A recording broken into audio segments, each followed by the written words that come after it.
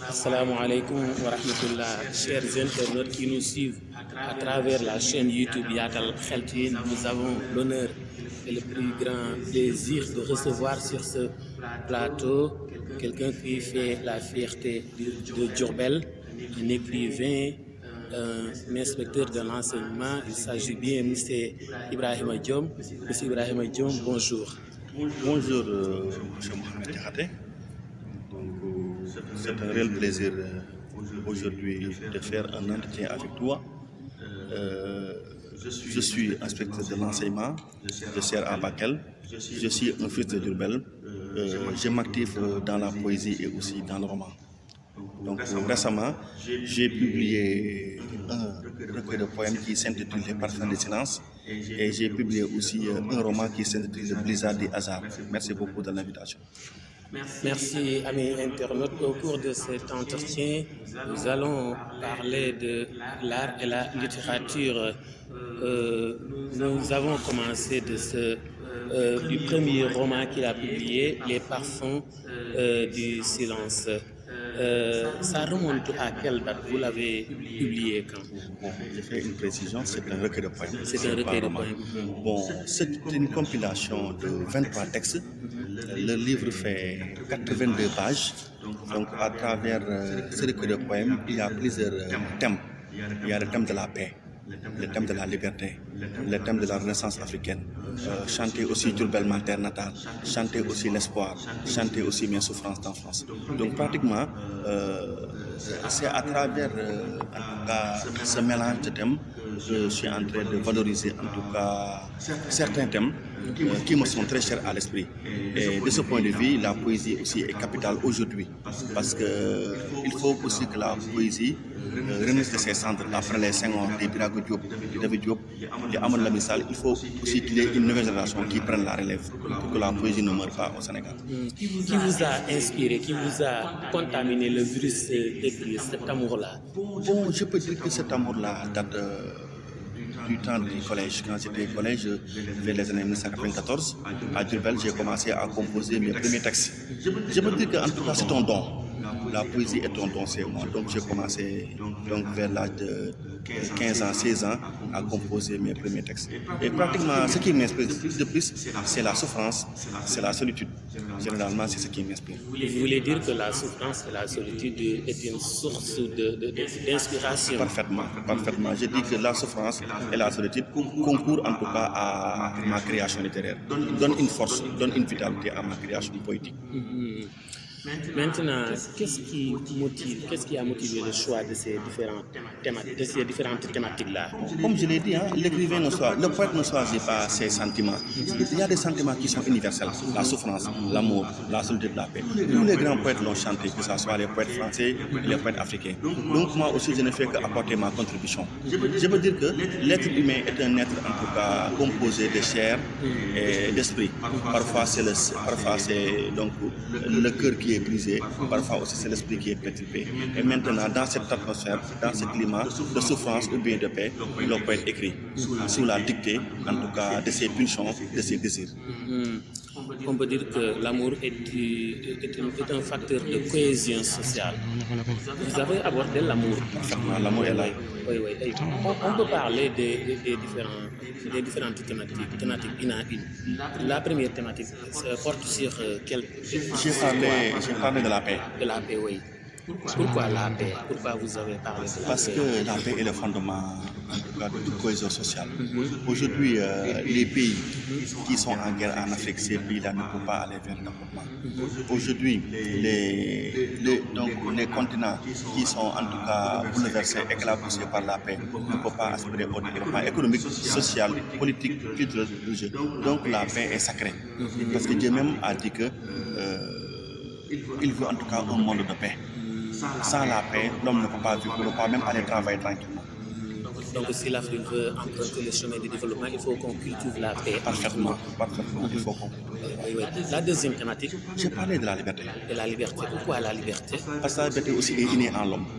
L'homme est un être qui tient beaucoup à la liberté. Et quand je dis liberté, c'est la liberté au sens liberté de penser, liberté d'action, liberté de réflexion, liberté aussi d'association. Parce que même je peux dire que le poète lui-même, quand il n'a pas cette liberté d'expression, il ne peut pas travailler sur le langage. Et le langage, c'est ce qui fait même la force même de l'homme. Parce que l'homme communique à travers des signes, à travers des gestes. L'homme communique à travers, en tout cas, beaucoup de moyens. Et je pense que moi, le moyen le plus utile pour moi pour communiquer, c'est en tout cas l'écriture. C'est vraiment l'alphabet. C'est tout, mes poèmes sont composés en français. Donc la paix, comme la liberté, sont deux facteurs en tout cas fondamentaux, deux facteurs importants, des piliers sur lesquels tous les grands pays doivent en tout cas se fonder pour aller de l'avant. Selon vous, ici au Sénégal, les écrivains jouissent de la liberté requise pour faire leur production intellectuelle librement? Je dis que la liberté d'expression est relative au Sénégal. Parce que l'écrivain aussi est encadré par des normes juridiques, il est encadré aussi par des textes juridiques. Ce qui fait que généralement, quand l'écrivain attaque le pouvoir politique, quand il attaque souvent peut-être les chefs religieux ou bien les conflits religieux, il peut en tout cas être victime de poursuites judiciaires. Donc la liberté est encadrée. L'écrivain donc a une liberté, mais il y a des thèmes sur lesquels il ne faut pas se prononcer, des sujets qui sont tabous. La troisième thématique. Bon, j'ai parlé aussi de l'amour. De l'amour, oui. Mais l'amour dans son sens spirituel. L'amour envers Dieu, l'amour envers la nature, l'amour envers donc, la terre natale, l'amour envers l'être humain, ce qu'on appelle l'amour agapé. En quelque sorte, cet amour humaniste, cet amour en tout cas sincère, qui doit exister entre les religions, entre les ethnies, pour que le pays en tout cas aille de l'avant. Et toujours en écrivant, moi je ne me prends pas comme un poète sénégalais, moi je me prends comme un poète africain. Pourquoi la majeure partie des gens, quand ils entendent quelqu'un parler de l'amour, ils ont l'impression que c'est l'amour au sens érotique? Non, parce que l'amour aussi est pluriel. Les gens veulent souvent galvauder l'amour, le limiter seulement à l'amour érotique, l'amour de la chair. Mais l'amour est plus fort que ça, l'amour est plus puissant que ça, l'amour est plus vaste que ça. Qu'est-ce que l'amour peut participer au développement d'un pays, d'une société? L'amour aussi entre même les religions, parce qu'au Sénégal, nous parlons de dialogue islamo-chrétien, nous parlons de métissage culturel. Sans cet amour-là, nous ne pouvons pas vivre en paix. Regardez au Sénégal actuellement la Casamance qui bouillonne. Il y a là-bas des guerres, des émeutes, ce qui fait que pratiquement la Casamance a perdu beaucoup de fils. La Casamance a un retard quelque part économique et même social. Regardez aussi les autres pays en Afrique qui sont minés, qui sont même détruits par la guerre. Ces pays-là ont acquis un retard sur le plan intellectuel, sur le plan artistique, sur le plan politique, sur le plan même religieux. Donc la guerre ne peut pas mener un pays vers le développement. Non. Le manque aussi de paix ne peut pas mener un pays vers le développement. Non. La quatrième thématique. Bon, j'ai parlé aussi du thème aussi de la Renaissance africaine. La Renaissance africaine, qu'est-ce qui a motivé ce choix-là? Parce que je fais partie des disciples de Cheikh Anta Diop qui disent qu'en tout cas, l'Afrique doit en tout cas quelque part s'armer de science, s'armer de beaucoup de techniques pour aller de l'avant.